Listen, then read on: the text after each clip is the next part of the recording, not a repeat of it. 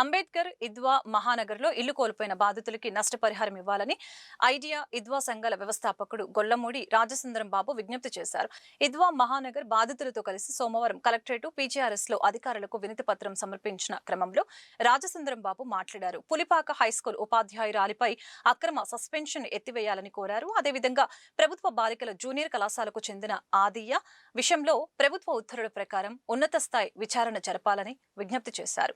బేదపూడి భారతమ్మ, సుగుణ తదితరులు ఈ కార్యక్రమంలో పాల్గొన్నారు. ఈ రోజున గుంటూరు నగరంలోనే ఉన్నటువంటి అంబేద్కర్ ఇద్వా మహానగర్లో దాడుల్లో ఇళ్ళు కోల్పోయిన వాళ్ళకి రిలీఫ్ అనేది 20% రిలీఫ్ రావాల్సిన వాళ్ళు 74 మందికి ఇవ్వాలని, అలాగనే 50% రిలీఫ్ రావాల్సిన వాళ్ళు 140 మంది ఉన్నారని వాళ్ళకి మంజూరు చేయాలని, అట్లాగనే ఇంటి స్థలాలు 5 సెంట్ల చొప్పున హైకోర్టు చెప్పిన విధంగా ఇవ్వాలని చెప్పి గుంటూరు పులిపాక స్కూల్లో అన్యాయంగా అక్రమంగా సస్పెన్షన్ గురైన టీచర్కి న్యాయం చేయాలని జిల్లా అధికారులకు నివేదించాం.